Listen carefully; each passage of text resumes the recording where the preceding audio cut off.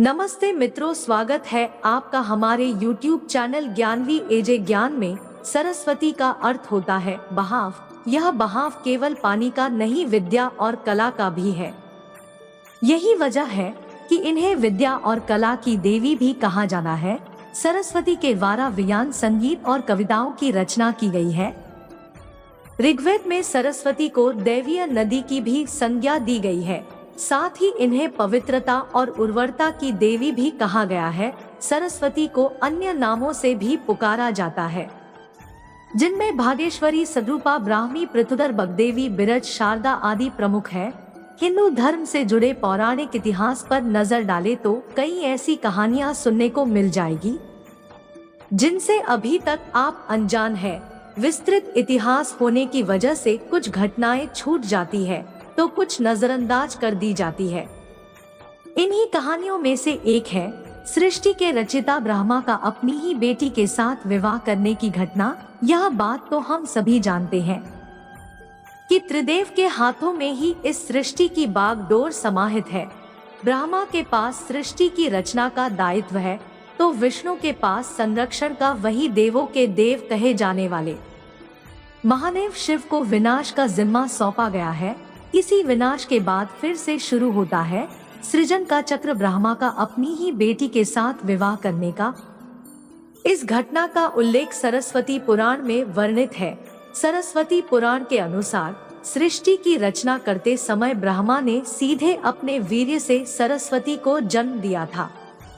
इसलिए ऐसा कहा जाना है कि सरस्वती की कोई मां नहीं, केवल पिता ब्रह्मा ही थे। सरस्वती को विद्या की देवी कहा जाता है, लेकिन विद्या की यह देवी बेहद खूबसूरत और आकर्षक थी कि स्वयं ब्रह्मा भी सरस्वती के आकर्षण से खुद को बचाकर नहीं रख पाए और उन्हें अपनी अर्धांगिनी बनाने पर विचार करने लगे। सरस्वती ने अपने पिता की इस मनोभावना को भांपकर उनसे बचने के लिए चारों दिशाओं में छिपने का प्रयत्न किया, लेकिन उनका हर प्रयत्न बेकार साबित हुआ। इसलिए विवश होकर उन्हें अपने पिता के साथ विवाह करना पड़ा। ब्रह्मा और सरस्वती करीब 100 वर्षों तक एक जंगल में पति पत्नी की तरह रहे। इन दोनों का एक पुत्र भी हुआ जिसका नाम स्वयंभू मनु रखा गया। इसके उलट मत्स्य पुराण के अनुसार ब्रह्मा के 5 सिर थे कहा जाता है। जब ब्रह्मा ने सृष्टि की रचना की तो वह इस समस्त ब्रह्मांड में अकेले थे। ऐसे में उन्होंने अपने मुख से सरस्वती, सांध्य, ब्राह्मी को उत्पन्न किया। ब्रह्मा अपनी ही बनाई हुई रचना सरस्वती के प्रति आकर्षित होने लगे और लगातार उन पर अपनी दृष्टि डाले रखते थे। ब्रह्मा की दृष्टि से बचने के लिए सरस्वती चारों दिशाओं में छिपती रही, लेकिन वह उनसे नहीं बच पाई।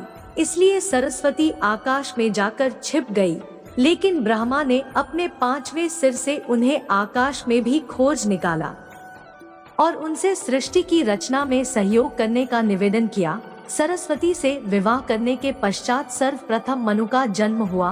ब्रह्मा और सरस्वती की यह संतान मनु को पृथ्वी पर जन्म लेने वाला पहला मानव कहा जाता है। इसके अलावा मनु को वेदों, सनातन धर्म और संस्कृत समेत समस्त भाषाओं का जनक भी कहा जाता है। प्रजापति ब्रह्मा अपनी ही पुत्री के प्रति आकर्षित होना और उसके साथ संभोग करना अन्य सभी देवताओं की नजरों में अपराध था। सभी ने मिलकर पापों का सर्वनाश करने वाले शिव से आग्रह किया कि ब्रह्मा ने अपनी पुत्री के लिए यौनाकांक्षाएं रखी, जो कि एक बड़ा पाप है। ब्रह्मा को उनके किए का फल मिलना ही चाहिए।